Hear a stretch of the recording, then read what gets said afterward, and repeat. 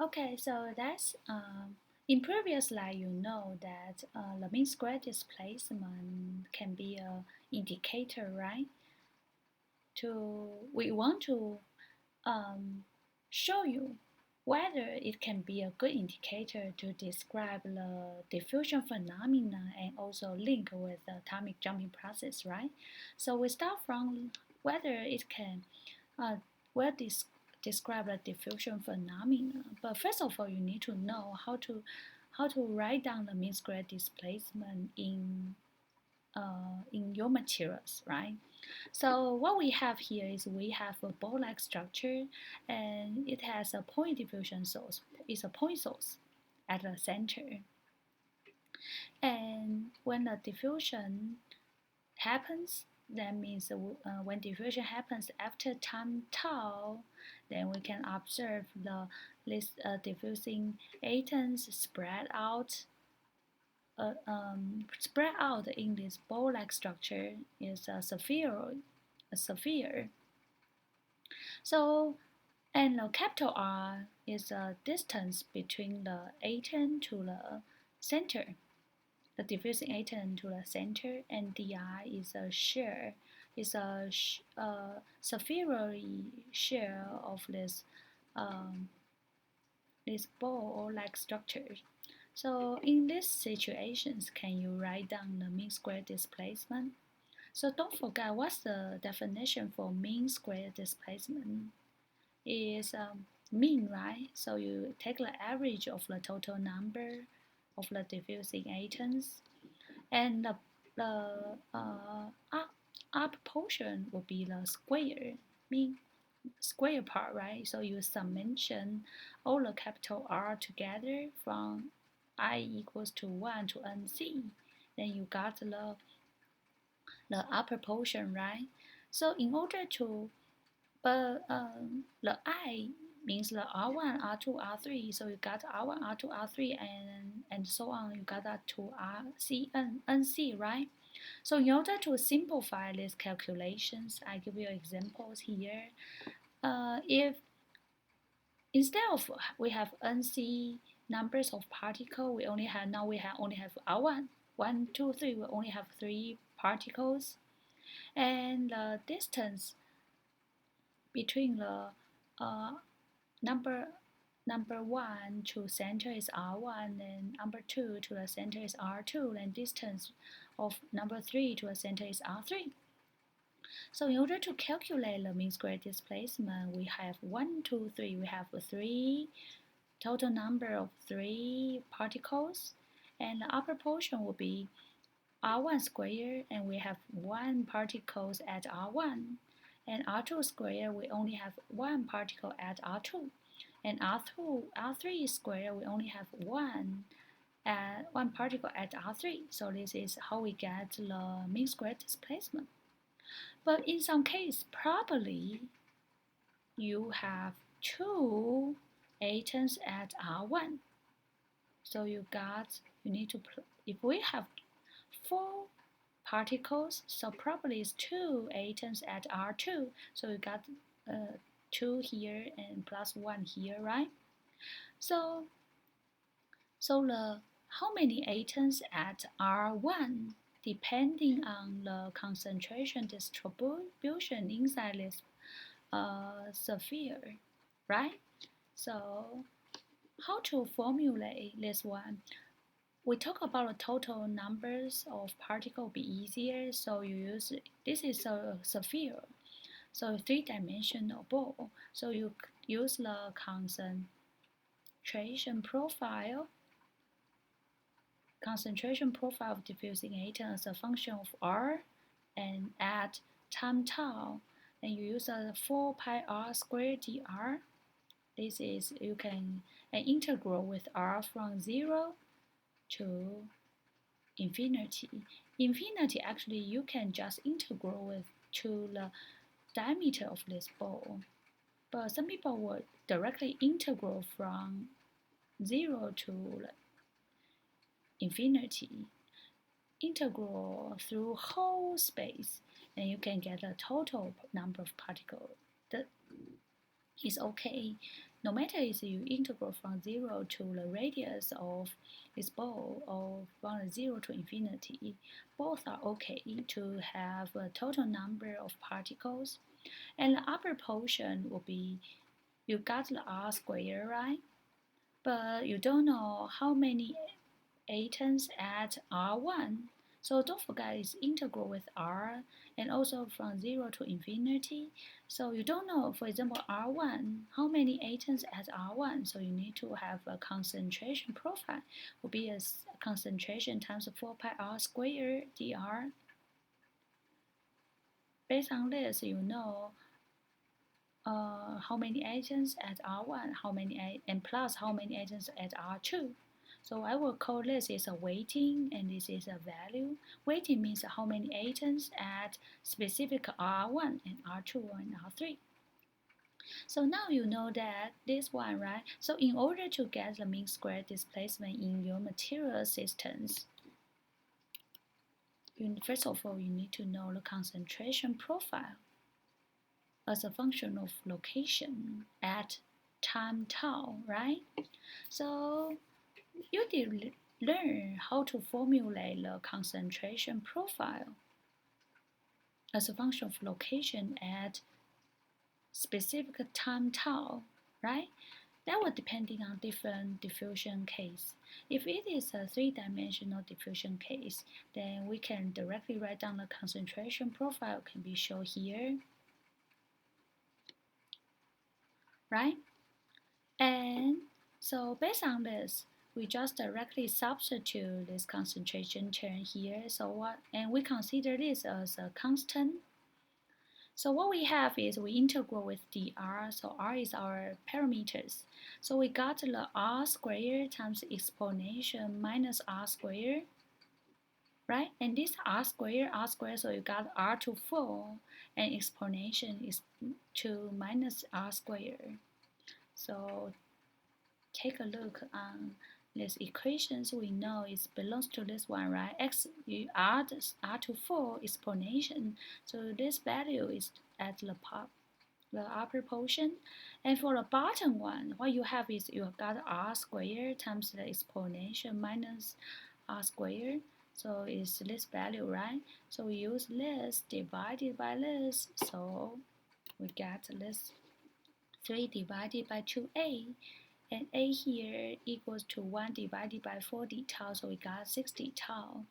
So we successfully to link this mean square displacement with the diffusivity, which you measure in macro scale, right? And by the way, some people probably will ask, Professor, this is a three-dimensional diffusion case, and how about two-dimensional and one-dimensional diffusion case?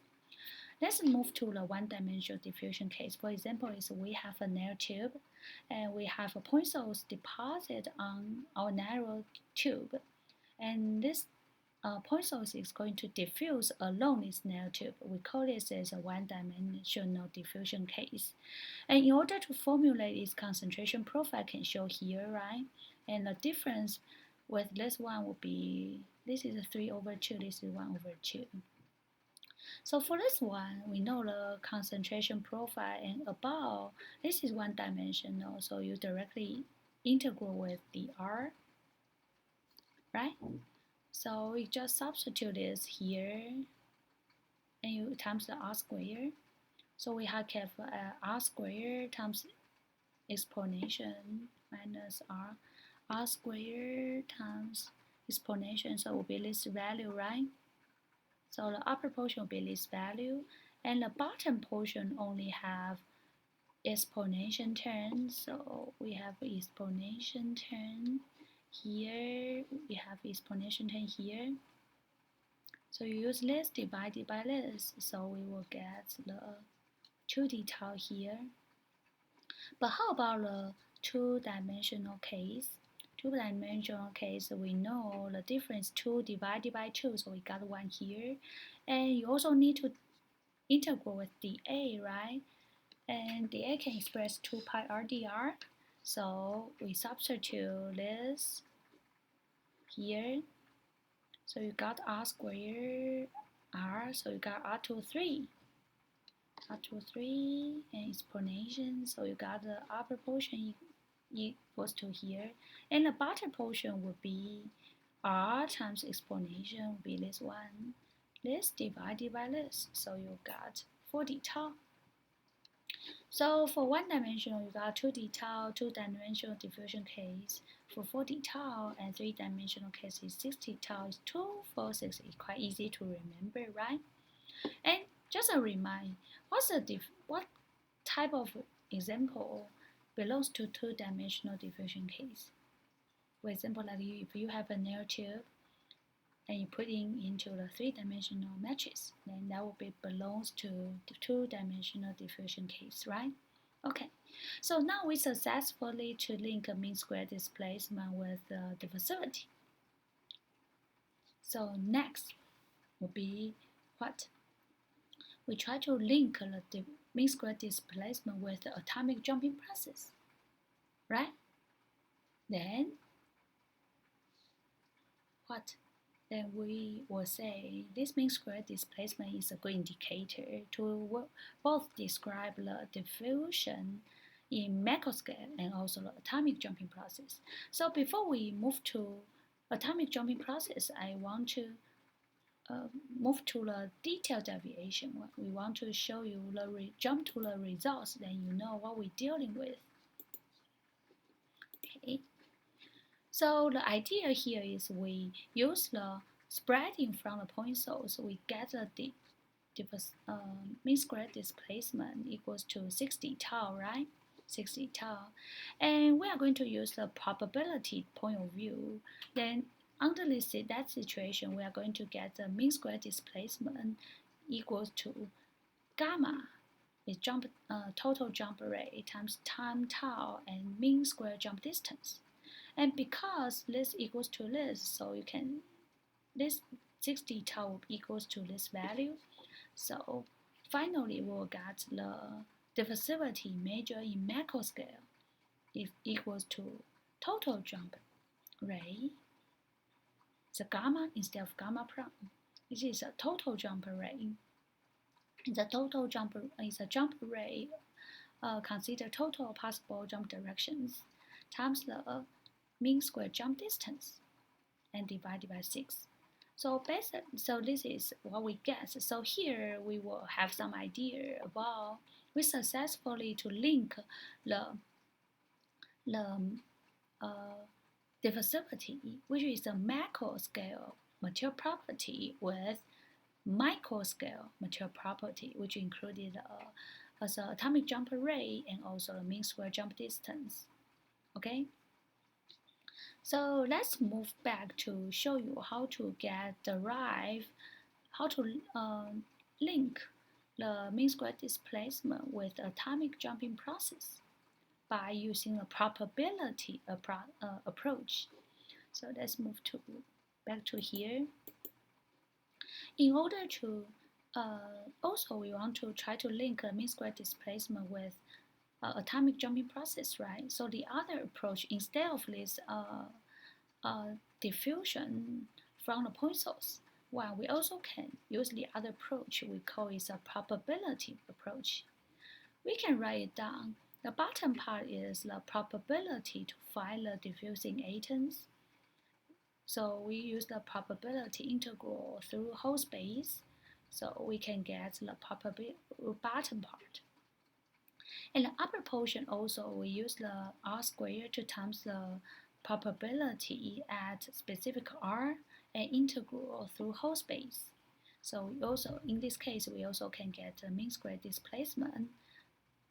And also, the probability if we integral with the distance through whole space, this will be equal to 1.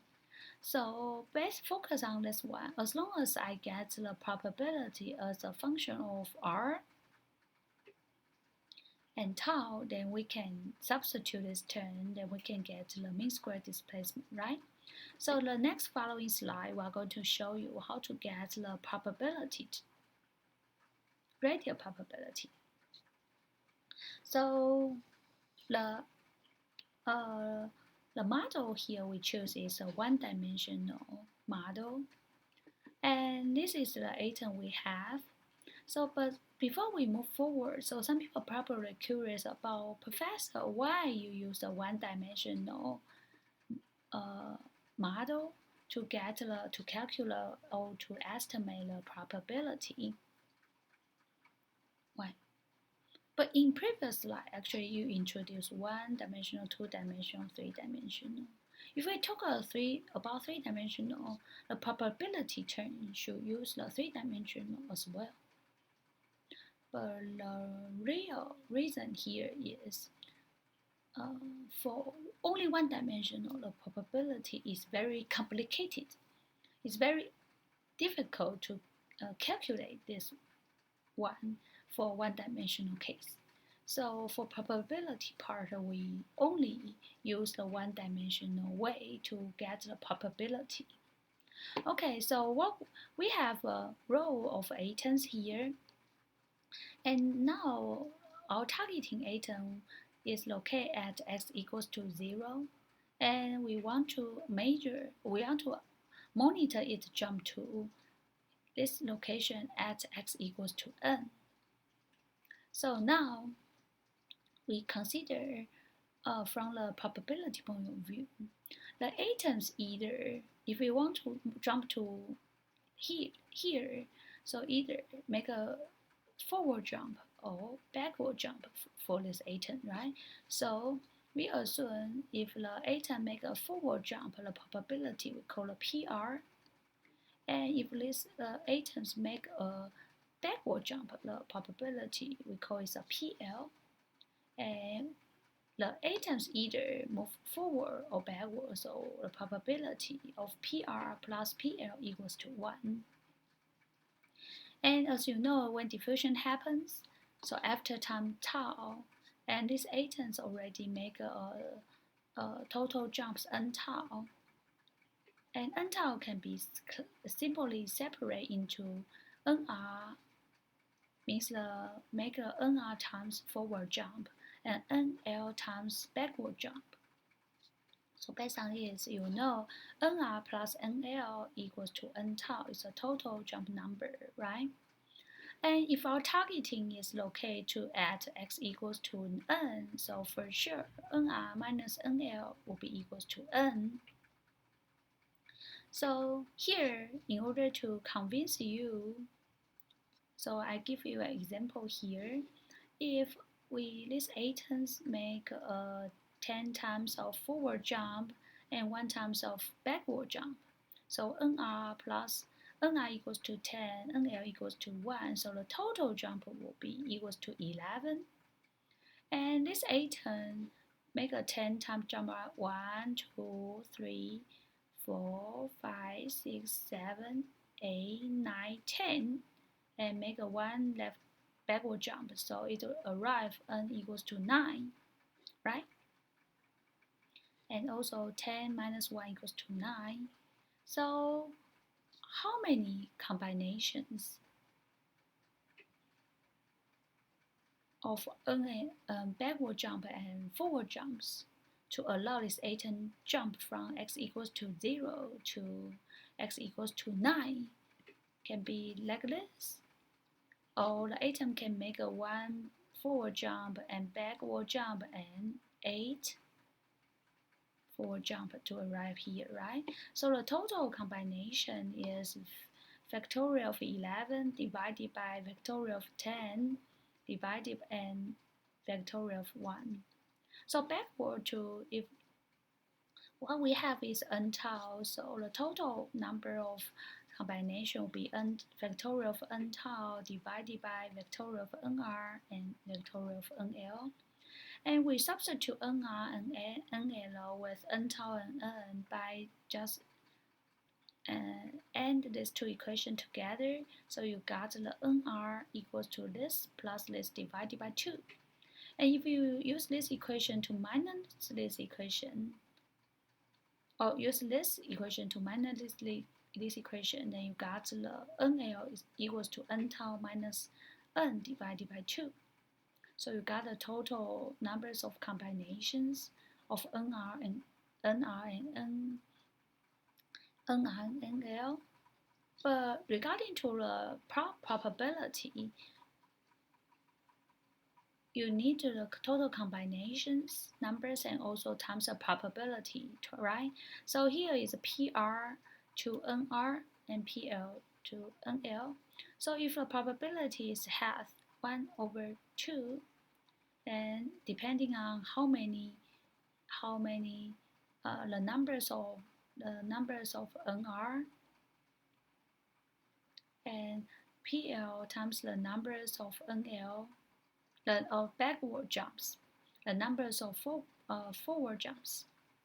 Okay, so in order to solve these equations, so we need to check our textbook.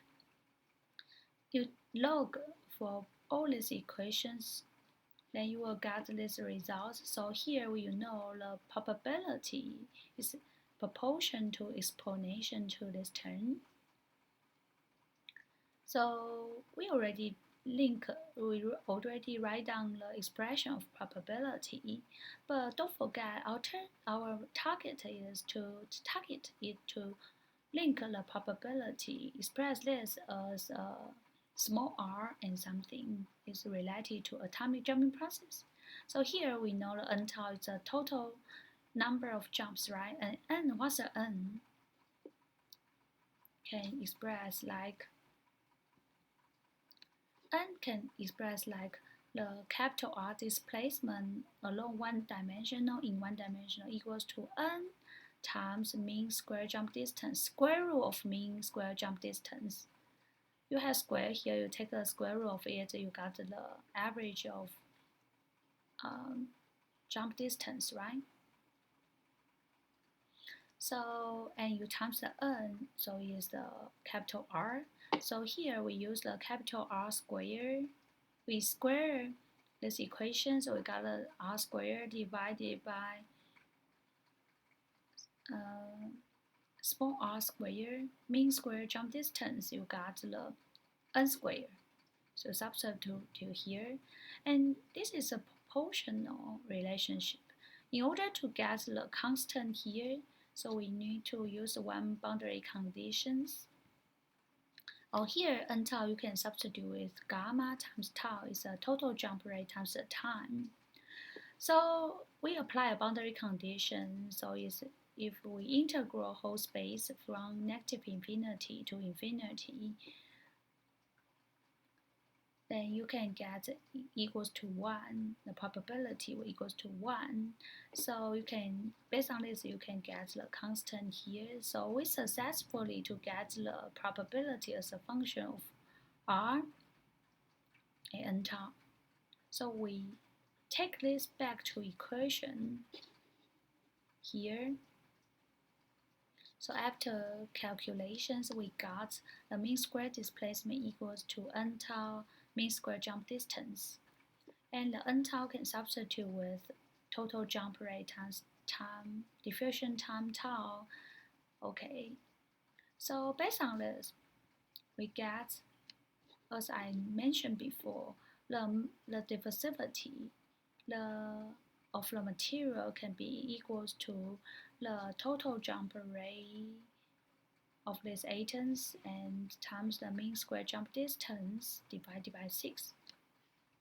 This is quite interesting, right? Let's tell you, you can quantitatively describe the diffusivity. What parameter can affect the diffusivity? Would be the atomic jumping process or atomic jumping behavior will affect the diffusivity of these materials.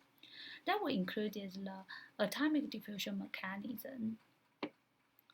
Different diffusion mechanism will affect the mean square jump distance, right? As I mentioned, if the jump is from substitutional side to the other substitutional side, or from interstitial side to the other interstitial side.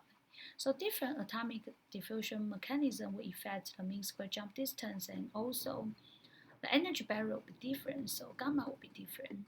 Gamma will be related with what? Don't forget it's a bond strength, reduced mass, energy barrier, and temperature. We mentioned that in previous slide, right? And so let's tell you that with the atomic jumping behavior will affect the diffusivity of these materials. So it's quite interesting, right? And also, the crystal structure also will affect the diffusivity. So here, you know, if you want to tuning the diffusivity of your material, no matter it's a diffusivity in solid material or the heat transport or the conductivity, right? It will be for sure will be affected by atomic jumping process. For this case, we show the diffusivity is highly correlated with the atomic jumping process related to a gamma and a jump distance. Okay, so today we ended here.